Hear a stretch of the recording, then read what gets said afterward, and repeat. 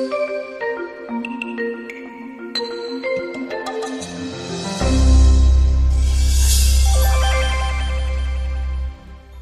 Nedime, kako si danas? Ćao Ljiljana, evo privilegovano za početak, onda zahvalan, a treće jako umoran.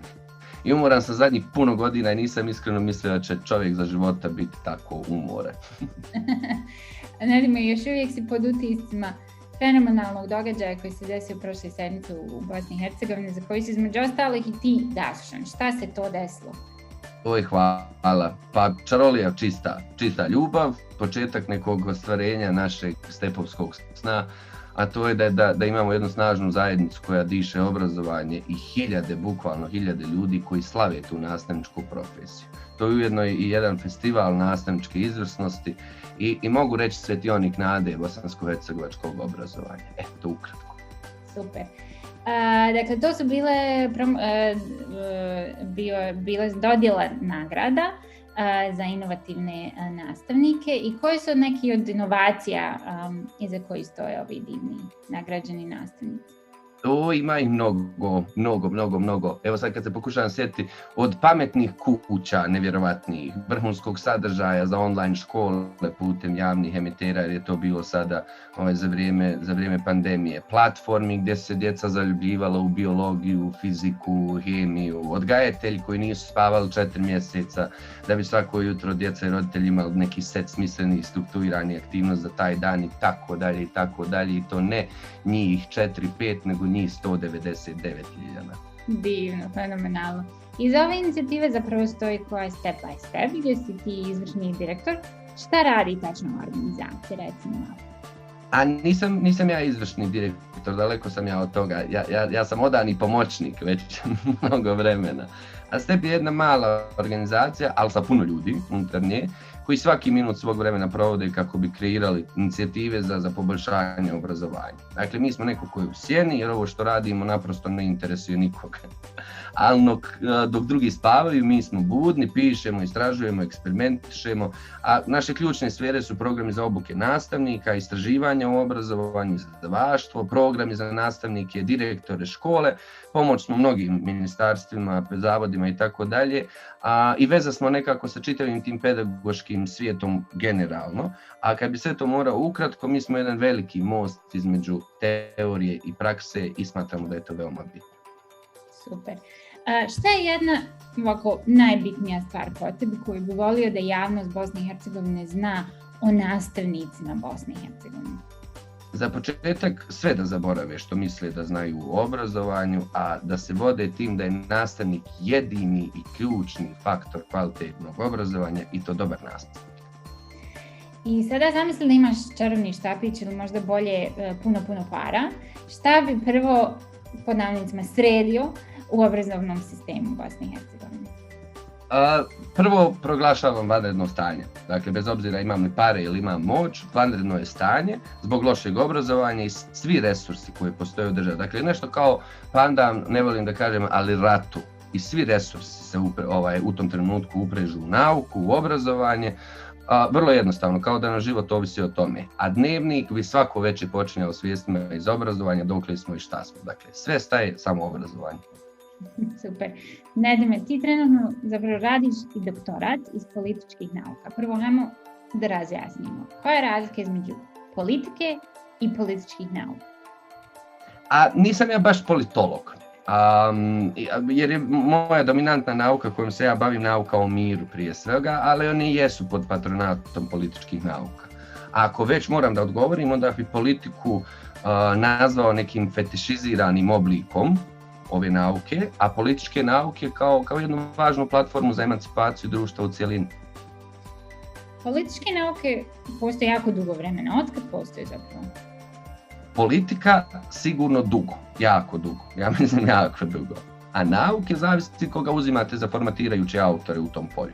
U mom polju, to je ovo mirovne studije i mirovne nauke, sigurno govorimo o nekom vremenu poslije perioda Drugog svjetskog rata kad smo se već dovoljno poklali, a onda je to bio neka era etabliranja mira kao neke vjekovne vrijednosti, a zato je ponajviše zaslužan i inspirativan meni autor Johan Galtung.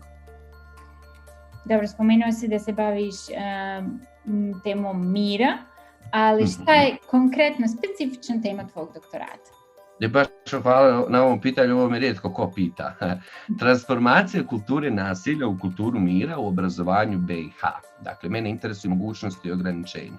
Interesuje me da li škola kao mjesto trenutno, dakle moja hipoteza je negativna da se tu da je u obilju kulture nasilja može transformisati u jednu kulturu mira i mislim da je to izuzetno važna tema za budućnost Bosne i Hercegovine. I kroz taj tvoj doktorat, iz čega se tačno sastoji tvoj proces istraživanja? On je iskreno uvijek stvar neke lične pasije, nešto što mene boli, nešto što mene dira, nešto što mi je jako interesantno da istražujem i zato kažem na početku da sam privilegovan jer mogu to da radim. Ali to su mahom pitanja koja mene potiču da radim to što radim, da istražujem to što istražujem jer su mi takvi odgovori jako važni i ono što je prokletstvo je da ne mogu da odustanem dok ne nađem odgovor, pa makar bio nesretan sa njim. Nadime, koji ti je omiljeni citat nekog političara? S političarima sam na vi, ali ću da uzmem nekog drugog koga, ajde, na nekom čudnom nivou možete smatrati političarom. Kaže da se historija uvijek ponavlja dva puta, prvo kao tragedija, onda kao farsa. Sjajni Marks. Divno. Političar s kojim bi rado otišao u šetnju? Hoću prvo da dođem u stadij da bi neko htio prošetati sa mnom, a ne ja sa njim.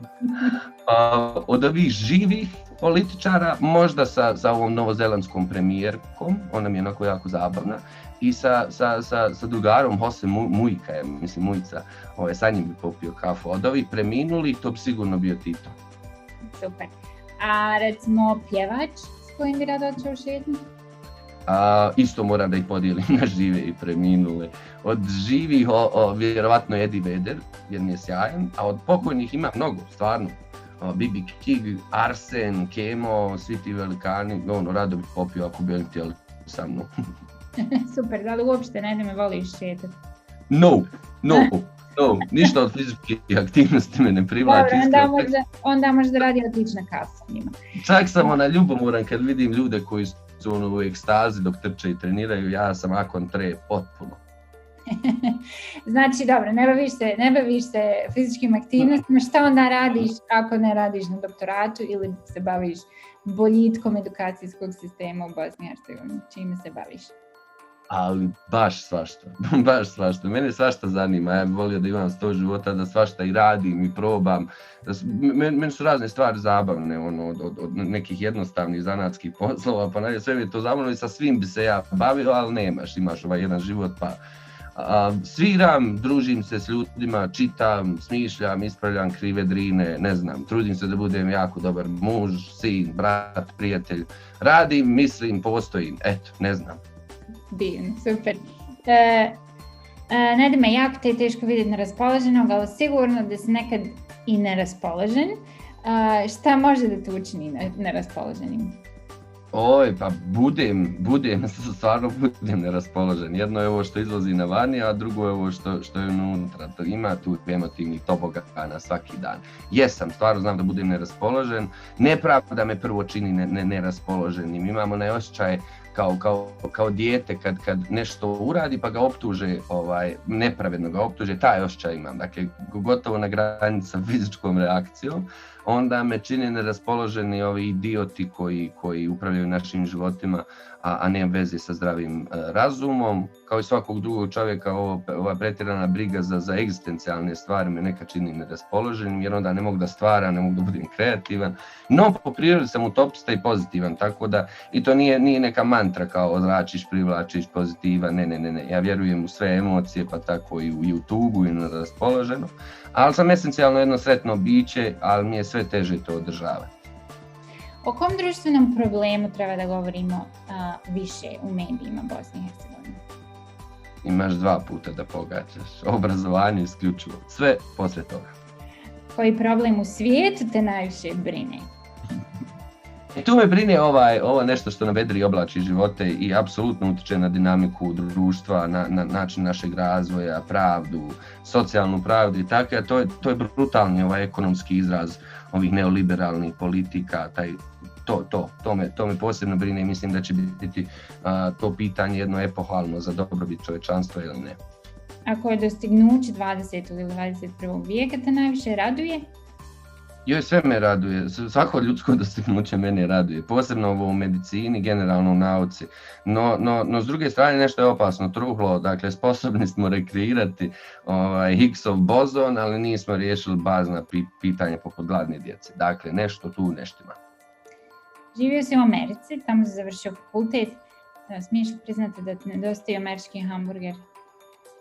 Nope, ne nedostaju mi.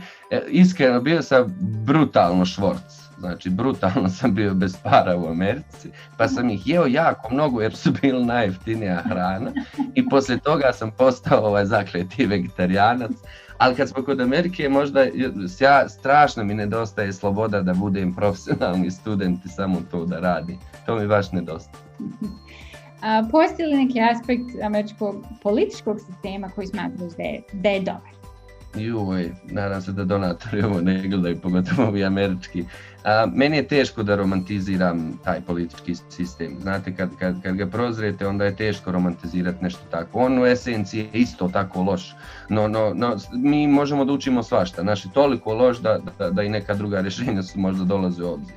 Ono što mi se ne sviđa, taj bipartijski sistem, jer mislim da je to sve ograničavajuće za ovu neku utopijsku demokratiju kako je ja vidim.